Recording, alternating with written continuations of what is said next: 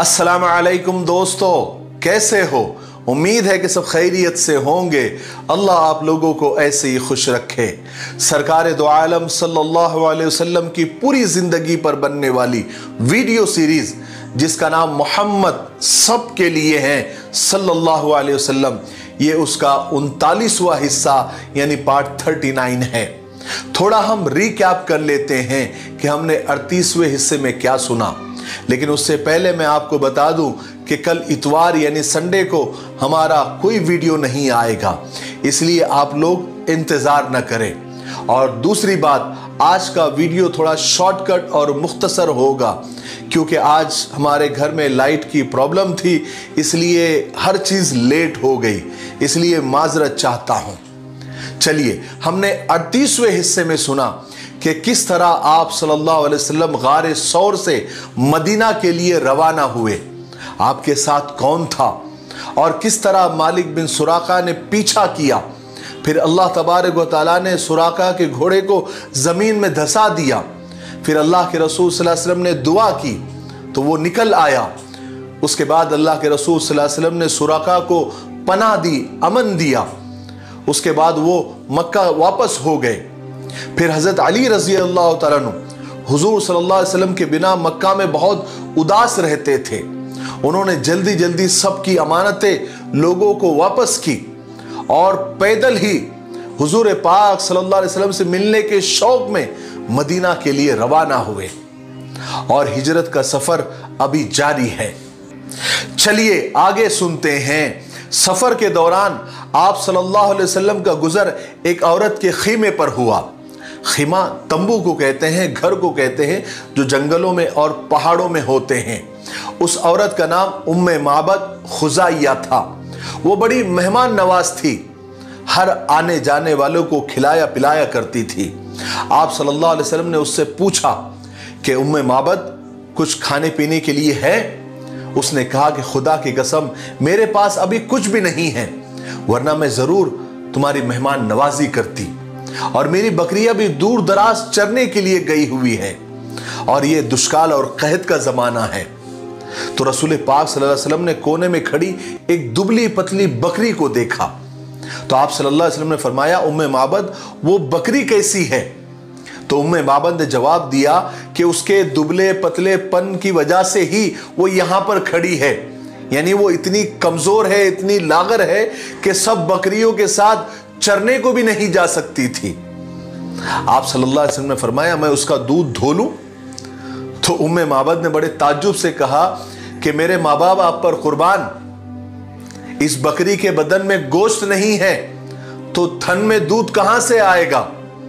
मगर आपको अगर उसमें दूध नजर आता है तो आप जरूर धो लो। यह गुफ्तगू चली रही थी। जब उम्मे माबद ने इजाजत दी तो हजरत अबू बकर सिद्दीक रजी अल्लाह तआला ने जल्दी से उस दुबली पतली बकरी को खोलकर आप सल्लल्लाहु अलैहि वसल्लम के सामने खड़ा कर दिया। आप सल्लल्लाहु अलैहि वसल्लम ने उस बकरी के पीठ पर अपना दस्ते बरकत, दस्ते शिफा, दस्ते रहमत यानी अपना हाथ फेरा, अल्लाह का नाम लिया और दुआ की। फिर क्या था, बकरी के बदन में झुरझुरी हुई, उसने पांव फैला दिए और उसके थन में दूध उतर आया। सुभान अल्लाह। उम्मे माबद ने जब अपने कमजोर बकरी के थनों में इतना दूध देखा तो जल्दी से भाग कर गई और इतना बड़ा बर्तन लेकर आई कि अगर वो उसमें इतना दूध समा सकता था कि एक पूरी जमात सैर हो सकती थी, उनका पेट भर सकता था। और फिर आप सल्लल्लाहु अलैहि वसल्लम के दस्ते मुबारक से और आप सल्लल्लाहु अलैहि वसल्लम की बरकत से उस बकरी को इतना दूध आ गया कि वो पूरा बर्तन भर गया, उसमें झाग आ गया। फिर उम्मे माबद गई और घर में जितने बर्तन थे सब लेकर आ गई। अल्लाह के रसूल सल्लल्लाहु अलैहि वसल्लम ने सारे बर्तनों को भर दिया, इतना दूध उसमें निकला। फिर सबसे पहले आप सल्लल्लाहु अलैहि वसल्लम ने उम्मे माबद को पिलाया, यानी उस औरत को पिलाया। वो शिकम सैर हो गई, उसका पेट भर गया। फिर अपने साथियों को पिलाया, उनका भी पेट भर गया। फिर आप सल्लल्लाहु अलैहि वसल्लम ने आखिर में खुद पिया। उसके बाद फिर और दूध धोया, सारे बर्तनों को भर दिया और वो उस औरत के पास यानी उम्मे माबद के पास छोड़कर आप वहां से निकल गए। लेकिन उम्मे माबद ने हुजूर पाक सल्लल्लाहु अलैहि वसल्लम का अता पता पूछना ही भूल गई। ये भी नहीं पूछा कि कौन हो, कहां से आए हो और कहां जा रहे हो। थोड़ी ही देर के बाद उम्मे माबद के शौहर अबू माबद आ गए और घर में इतना सारा दूध देखा, सारे घर के बर्तन दूध से भरे हुए देखे तो ताज्जुब से पूछा कि उम्मे माबद ये सब कैसे हुआ और इतना सारा दूध कहां से आ गया, क्योंकि घर में तो कोई दूध देने वाली बकरी भी नहीं थी। तब उम्मे माबद ने तो हुजूर का ना नाम पूछा था, ना अता पता पूछा था, ना उनको ये मालूम था कि वो कहां से आए और किधर को गए।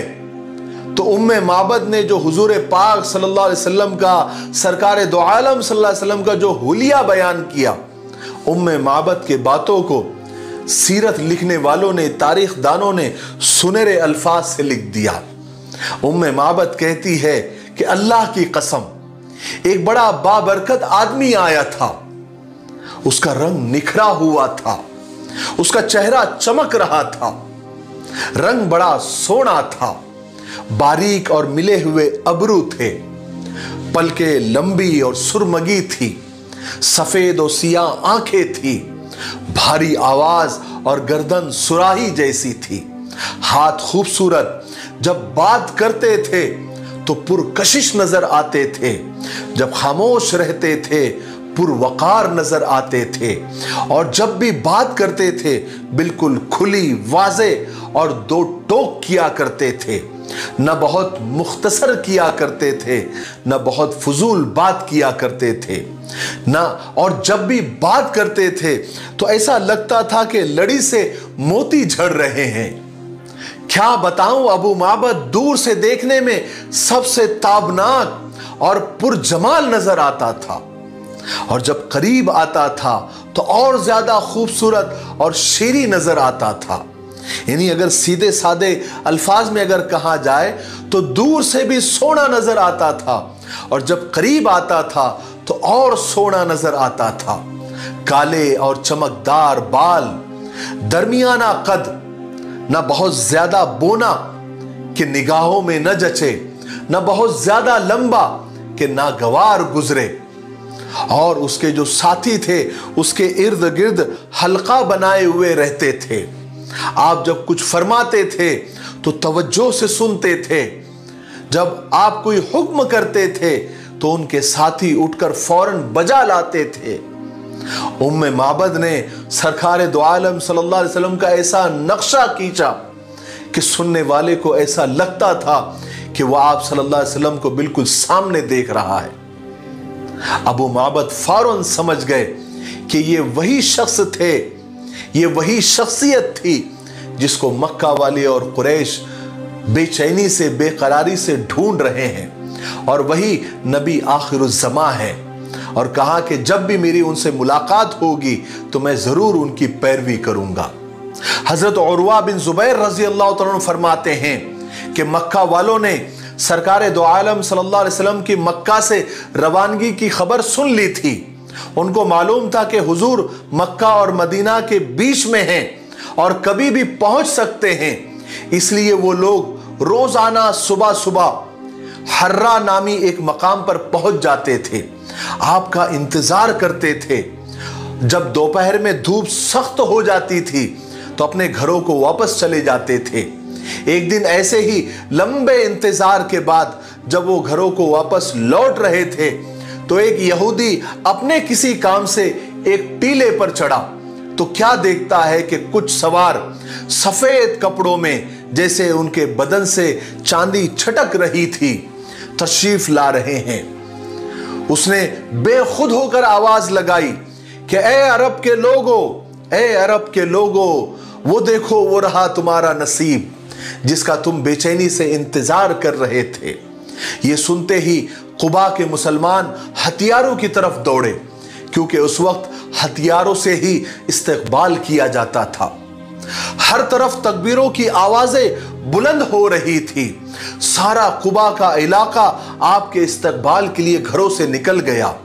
जब आप सल्लल्लाहु अलैहि वसल्लम की ऊँटनी करीब आई तो सब लोग हजरत अबू बकर सिद्दीक को ही सलाम करने लगे, क्योंकि उन्होंने हुजूर को कभी देखा ही नहीं था। यहां तक कि आप सल्लल्लाहु अलैहि वसल्लम पर जब धूप आई तब हजरत अबू बकर सिद्दीक रज़ी अल्लाह तआला अन्हु ने आप पर चादर तान दी ताकि आप पर साया हो जाए। तब जाकर लोगों ने आप सल्लल्लाहु अलैहि वसल्लम को पहचाना। फिर रसूल पाक सल्लल्लाहु अलैहि वसल्लम कुबा में कुलसुम बिन हदम के मकान पर आपने क़याम किया और उधर खुले मैदानों में, मुश्किल रास्तों में हजरत अली रज़ी अल्लाह तआला अन्हु इस तरह चल रहे थे कि सर पर उगलता हुआ सूरज शोले बरसा रहा था और नीचे तपते हुए रेत पैरों को झुलसा रहे थे। लेकिन हजरत अली को सिर्फ एक ही धुन थी और वो थी कि सरकार दो आलम सल्लल्लाहु अलैहि वसल्लम से मैं जाकर मिल जाऊं, उनसे मुलाकात हो जाए। वैसे ही हजरत अली रज़ी अल्लाह तआला अन्हु बस चलते रहे यहां तक कि उनके पैरों में आबले पड़ गए। लेकिन उन्होंने चलना बंद नहीं किया, हालांकि उन आबलों की वजह से उनका चलना दोबर हो गया था, मगर मंजिल पर पहुंचने की आरजू उन्हें रोक नहीं पाई। बस वो चलते रहे। इतनी थकन और तकलीफ के बावजूद वो रुके नहीं, कहीं पर भी नहीं रुके, बल्कि वो इन्हीं तकलीफों के साथ लड़ते रहे यहां तक कि कुबा में सरकार दो आलम सल्लल्लाहु अलैहि वसल्लम से जाकर मिल लिए। आखिरकार हजरत अली रज़ी अल्लाह तआला अन्हु कुबा के मकाम पर, जो मदीना के दरवाजे से 2 फरसख के फासले पर है, यानी आजकल के हिसाब से 13-14 किलोमीटर के डिस्टेंस पर है, हजरत अली रज़ी अल्लाह तआला हुजूर पाक सल्लल्लाहु अलैहि वसल्लम से जा मिले। दोनों को 2 खुशियां थी, एक तो दुश्मनों की चाल से छुटकारा पाने की खुशी और दूसरे मदीना में दाखिल होने की खुशी, जो दोस्तों का शहर था। रसूल पाक सल्लल्लाहु अलैहि वसल्लम कुबा के मकाम पर 14 दिन ठहरे। उस दौरान आपने वहां पर एक मस्जिद की बुनियाद भी रखी, आपने वहां नमाजें भी पढ़ी और ये आप सल्लल्लाहु अलैहि वसल्लम के नबूवत के बाद पहली मस्जिद थी जिसकी बुनियाद तक़वे पर रखी गई। फिर आप सल्लल्लाहु अलैहि वसल्लम अल्लाह के हुक्म से अपने साथियों के साथ मदीना के लिए रवाना हुए। जाने से पहले आप सल्लल्लाहु अलैहि वसल्लम ने बनु नज्जार, जो आप सल्लल्लाहु अलैहि वसल्लम के मामुओं का कबीला था, आपके आने की इत्तिला भेजी और फिर रास्ते से चलते हुए बनु सालिम बिन औफ के वादी में आपने जुमा पढ़ा। आज भी वहां पर मस्जिद है जहां आपने जुमा पढ़ा था। आपके साथ 100 लोग थे। जुमा की नमाज के बाद आप सल्लल्लाहु अलैहि वसल्लम मदीना के लिए रवाना हुए। मदीना वालों के लिए सरकार दो आलम सल्लल्लाहु अलैहि वसल्लम की तशरीफ आवरी, यानी आपका आना, एक जबरदस्त खुशी का पैगाम थी, जिसके लिए क्या मुसलमान, क्या मुशरिक, क्या यहूदी सब तैयारियां कर रहे थे। मदीना वाले बड़े जोश और खरोश के साथ उस लम्हे का इंतजार कर रहे थे जब आप सल्लल्लाहु अलैहि वसल्लम मदीना में कदम रखेंगे। फिर वो दिन आ ही गया जब उनके दिल खुशी से झूम उठे, औरतें और बच्चे खुशी से खिल उठे। जो मुसलमानों के साथ जो दूसरे लोग थे वो खुद भी रसूल पाक सल्लल्लाहु अलैहि वसल्लम का इंतजार कर रहे थे। वो आप सल्लल्लाहु अलैहि वसल्लम के इंतजार में मुसलमानों की बेकरारी देख रहे थे, बेचैनी देख रहे थे। वो खुद भी रसूल पाक सल्लल्लाहु अलैहि वसल्लम का बेचैनी से इंतजार कर रहे थे।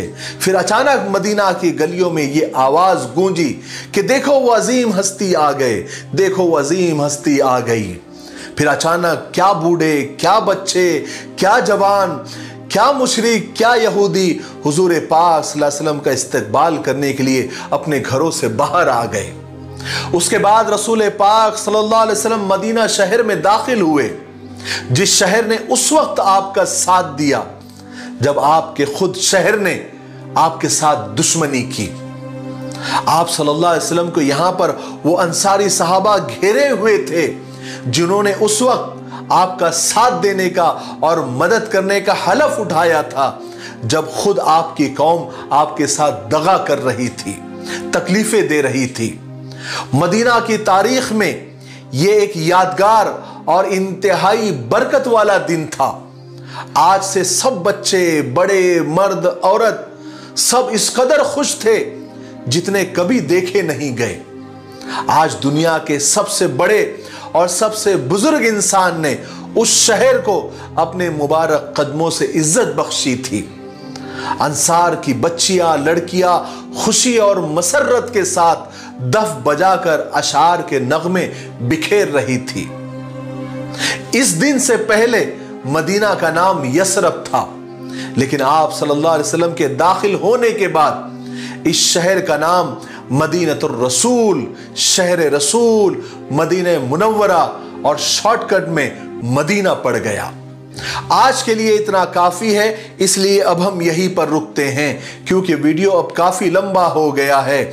आने वाले 40वें हिस्से में यानी पार्ट 40 में हम आगे के वाकयात सुनेंगे कि आप सल्लल्लाहु अलैहि वसल्लम के मदीने में दाखिले पर हर शख्स ये चाह रहा था कि हुजूर पाक सल्लल्लाहु अलैहि वसल्लम हमारे मेहमान बने। इसलिए फिर क्या फैसला किया गया, फिर आप सल्लल्लाहु अलैहि वसल्लम की मुबारक ऊँटनी किसके घर के सामने जाकर रुकी, आप किसके मेहमान बने और किसको मेजबानी मिली, और जो यहूदी जो दुश्मन थे उनका क्या रिएक्शन था और किस तरह के लोग आपसे मिलने के लिए आए और आपका मदीना का पहला दिन कैसे गुजरा, ये हम पीर के दिन 40वें हिस्से में हम सुनेंगे। तब तक आप इस सीरीज के वीडियो को ज्यादा से ज्यादा लाइक करें, शेयर करें, कमेंट करें, ताकि हमारी हिम्मत अफजाई हो, हमारे वीडियोस को व्यूज मिलते रहे, इससे हमें हौसला मिलता रहेगा और हम आगे काम करते रहेंगे। मुझे उम्मीद है कि आप ऐसा ज़रूर करेंगे और आने वाले सीरत क्विज़ यानी सवाल और जवाब के इनामी मुकाबले में भी आप लोग ज़रूर इंशाअल्लाह अपने माली इमदाद भी करेंगे। ये बारकोड आपको नज़र आ रहा है, इसको स्कैन करके भी आप अपने माली ताउन कर सकते हैं। इंशाअल्लाह 2-4 दिनों में हम उसके रूल्स और रेगुलेशन का एक वीडियो तैयार कर रहे हैं जो अनकरीब आपके सामने इंशाअल्लाह आएगा। तब तक मेरे लिए, पूरी उम्मत के लिए और पूरी इंसानियत के लिए खैर और भलाई की दुआ करते रहे। अस्सलामु अलैकुम व रहमतुल्लाहि व बरकातुहू।